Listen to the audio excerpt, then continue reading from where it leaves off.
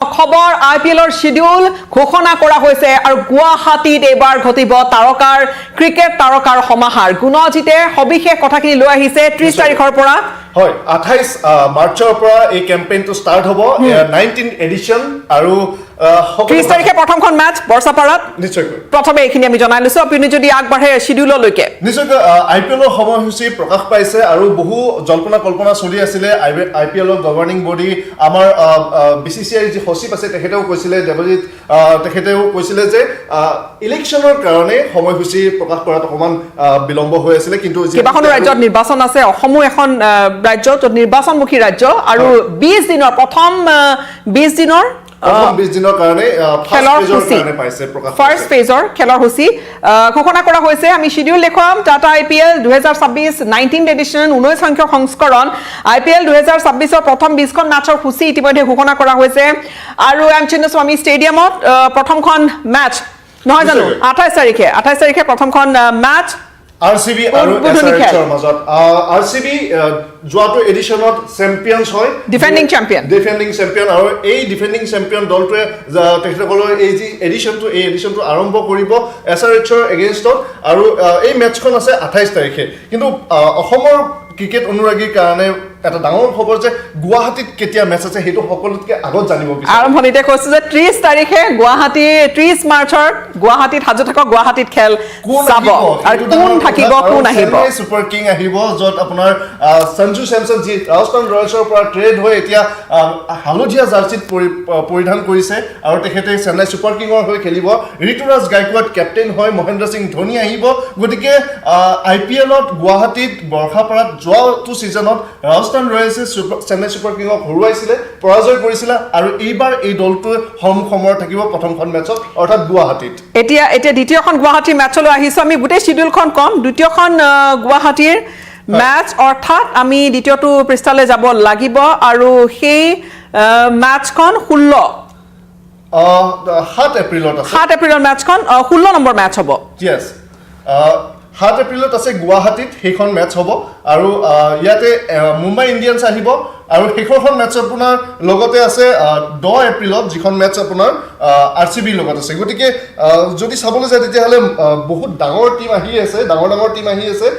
ইয়াতে গুৱাহাটীত আপোনাৰ প্ৰথমখন মেচ RR ভাৰ্চেছ CSK যিখন 30 মাৰ্চত আপোনাৰ ওপেনিং হ'ব তাৰ লগতে যদি চাবলৈ যাওঁ তেতিয়াহ'লে গুৱাহাটীত আনখন মেচ আছে আপোনাৰ ৰাজস্থান ৰয়েলছ আৰু মুম্বাই ইণ্ডিয়ানছ 7 এপ্ৰিলত হ'ব মঙলবাৰ আৰু তৃতীয়খন মেচ 10 এপ্ৰিলত আছে ৰাজস্থান ভাৰ্চেছ RCB এতিয়া গোটেইকেইটা একদম পুৰা ডাঙৰ হেভি ৱেট তাৰকাৰ আমাৰ ৰাজস্থান ৰয়েলছৰ যি কেপ্টেইন এবাৰ ৰিয়ান পৰাগ আৰু সেই দিশৰ পৰা চাবলৈ গ'লে ঘৰুৱা গ্ৰাউণ্ড এখন ৰাজস্থান ৰয়েলছৰ ACA যিখন ক্ৰিকেট ষ্টেডিয়াম বৰ্ষাপাৰা আৰু সেই দিশৰ পৰা চাবলৈ গ'লে আটাইকেইখন মেচ এইবাৰ খুব ইণ্টাৰেষ্টিং হ'ব বুলি আশা কৰিব পাৰি আৰু আইপিএলৰ শিডিউলৰ কথা আমি যিহেতু গুৱাহাটী কেন্দ্ৰিক কথা বতৰাখিনি প্ৰথমে পাতি আছো শিডিউলৰ গোটেই আপডেটখিনি আপোনালোকক জনাইছে শিডিউল ইতিমধ্যে প্ৰথম পৰ্যায়ৰ যি 20খন মেচৰ শিডিউল ঘোষণা কৰা হৈছে প্ৰথমখন যিখন গুৱাহাটীৰ মেচ সেয়া 30 মাৰ্চত তাৰপিছত 7 তাৰিখে আৰু 10 তাৰিখে আৰু এই 10 এপ্ৰিললৈকে মেচ 10 এপ্ৰিলত RCB বনাম RR এতিয়া ৰাজস্থান ৰয়েলছৰ এইবাৰ নেতৃত্বত ৰিয়ান পৰাগ লগতে দেখা যাব জাদেজা শ্যাম কৰণ হয় বৈভৱ সূৰ্যবংশীৰ এইবাৰ থাকিব কি ধৰণৰ চমৎকাৰ আৰু লগতে জয়সৱাল আছে হয় আপুনি নিশ্চয়কৈ কৈছে যে গুৱাহাটীত মেচ আছে কিন্তু আপুনি এইটো কওক যে কোন তাৰকাৰ সমাৱেশ ঘটিব কাৰণ চেন্নাই আহি আছে RCB আহি আছে লগতে ৰাজস্থান ৰয়েলছ আছে আৰু মুম্বাই ইণ্ডিয়ানছ আহি আছে অৰ্থাৎ এইবাৰ আমি ক'ব পাৰো যে ধোনী এইবাৰ থাকিব বা গুৱাহাটীৰ মেচত ধোনীক দেখা যাব মুম্বাই ইণ্ডিয়ানছৰ পৰা চাবলৈ গ'লে ৰোহিত শৰ্মা হাৰ্দিক পাণ্ডিয়া সূৰ্যকুমাৰ যাদৱ তিলক ভাৰ্মাৰ সমাহাৰ ঘটিব বুমৰাৰ সমাহাৰ ঘটিব অৰ্থাৎ তাৰকাৰে ভৰি পৰিব আৰু সমান্তৰালকৈ যদি আমি কওঁ RCBৰ কথা এইবাৰ ডিফেন্ডিং চ্যাম্পিয়ন যোৱাবাৰ তেওঁলোকে খিতাপ জয় কৰিছে বহু দীঘলীয়া অপেক্ষাৰ অন্তত RCBয়ে খিতাপ জয় কৰিছিলে আৰু ফাইনেল খেলখনৰ বাবে RCBৰ ফানসকল খুব ৰৈ আছিলে বিৰাট কোহলিক অৰ্থাৎ এইবাৰ দেখা যাব ৰজত পাটিদাৰ নেতৃত্বাধীন গুৱাহাটীত বিৰাট কোহলিৰ খেল অৰ্থাৎ আইপিএলৰ মেচ এইবাৰ তিনিখন মেচ খুব হাই ভল্টেজ মেচ হ'ব বুলি ক'ব পাৰি আৰু তিনিখন মেচ এই তিনিখন মেচতে ক'ব পাৰি যে যি ষ্টেডিয়াম ভৰি পৰিব গেলাৰী ঠাহ খাই পৰিব নিশ্চয়কৈ আৰু গীতাশ্ৰী আৰু এটা কথা মন কৰিব যে এবাৰ এটা জল্পনা কল্পনা কৰা হৈছে যে মহেন্দ্ৰ সিং ধোনীয়ে IPLৰ মাজতে হয়তো সন্যাস ল'ব বা তেখেতে আৰু IPL নেখেলিব বুলি এটা ধাৰণা চিন্তা চৰ্চা হৈছে বা বাতৰি প্ৰকাশ পাইছে ইতিমধ্যে গতিকে প্ৰথমখন মেচ গুৱাহাটীত আছে অৰ্থাৎ প্ৰথমখন মেচ খেলাটো নিশ্চিত গতিকে ধোনীক চাবৰ কাৰণে শেষৰবাৰৰ কাৰণে হয়তো গুৱাহাটী বৰ্ষাপাৰা ষ্টেডিয়ামত কিন্তু একদম ভিৰ হ'ব পাৰে সেয়া আৰু যিখন প্ৰথম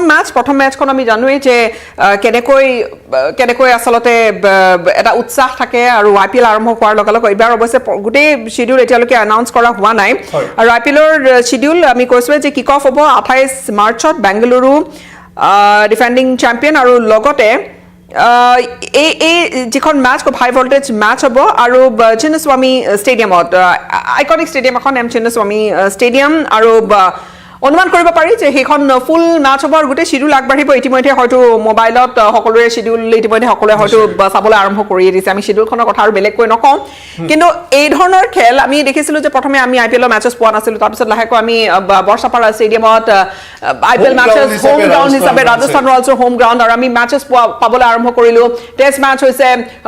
ODI হৈছে বা T20 খেল হৈছে অৰ্থাৎ ক'বলৈ গ'লে খুব গুৰুত্বপূৰ্ণ ভেনিউ এটা হৈ পৰিছে আৰু যি ধৰণে BCCR সচিব দেৱজিৎ লম্হইকিয়া তেওঁ ইতিমধ্যে এটা কথা কৈছিলে যে কি ধৰণে খেল অনুষ্ঠিত কৰা হ'ব হয় অৱশ্যে বহু ক্ৰিকেট অনুৰাগীয়ে কওক বা যিসকলে ক্ৰিকেটৰ খবৰ ৰাখে সকলোৱে এটা কথা গম পায় যে যেহেতু নিৰ্বাচন আছে নিৰ্বাচন কেন্দ্ৰিক কিছু ক্লাছ হ'ব পাৰে ডেটছ বা তেনেকুৱা ধৰণৰ শিডিউলৰ প্ৰতি লক্ষ্য ৰাখি সেইখিনি কথাও আচলতে নজৰত ৰাখি এবাৰ IPLৰ শিডিউল এই মুহূৰ্তলৈকে ঘোষণা কৰা হৈছে বাকীখিনি ঘোষণা কৰিব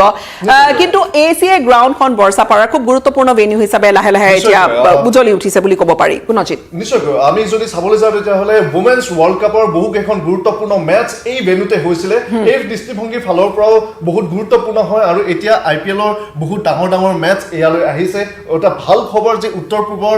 একমাত্ৰ এখন ভেন্যু এনেকুৱা য'ত ডাঙৰ ডাঙৰ মেচ ইতিমধ্যে হৈছে আৰু আমি ডাঙৰ মেচ চাবলৈ আৰু পাম বুলি আশা কৰিব পাৰোঁ যদি ইয়াতে আমি দুটামান কথা আমি ক'ব বিচাৰোঁ যে ৰাজস্থান ৰয়েলছৰ এখন হোম গ্ৰাউণ্ড হয় কিন্তু ৰিয়ান পৰাগ প্ৰথমবাৰৰ কাৰণে full time captain Riyan Parag এই দলটোৰ সৈতে জড়িত হৈছিল 2019 চনত খুব কম বয়সত ডেবিউ কৰি এটা চৰ্চা সংবাদ শিৰোনাম দখল কৰিছিল কিন্তু ৰিয়ান পৰাগৰ লগত যি ধৰণে ৰিয়ান পৰাগ ট্ৰেণ্ড হৈছিলে তাৰ পূৰ্বে কিন্তু ট্ৰলো হৈছিলে গতিকে সেই ট্ৰলৰ যাত্ৰা শেষ কৰি ট্ৰেইন কৰি এতিয়া ৰাজস্থান ৰয়েলছৰ ফুল টাইম কেপ্টেইন হিচাপে তেখেতে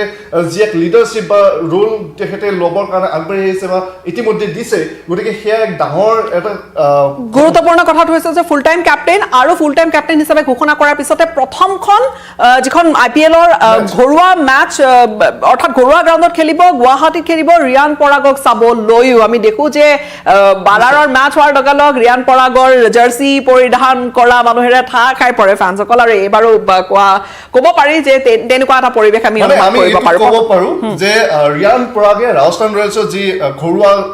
আপোনাৰ খেলপথাৰ তাতে লোকেল বয়ে প্ৰথমখন মেচ ফুল টাইম কেপ্টেইন হিচাপে তেখেতে CSK এগেইনষ্টত খেলিব নিজৰ ঘৰৰ মাটিত খেলিব আৰু সেয়া এটা গুৰুত্বপূৰ্ণ দিশ আমি পুনৰবাৰ যদি শিডিউললৈ আপোনালোকক লৈ যাওঁ 28 মাৰ্চত 7:30 পৰা দুটা শিডিউলত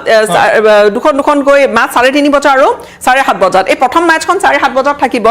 আৰু তাৰ পিছত এখন যিখন 28 মাৰ্চৰ খেলৰ পিছতে এখন খেল RCB সানৰাইজাৰ্ছ তাৰ দ্বিতীয়খন match Mumbai Indians versus Kolkata night riders 29 March তাৰ পিছতে তৃতীয়খন মেচ থাকিব গুৱাহাটীত যিখন মেচ অনুষ্ঠিত হ'ব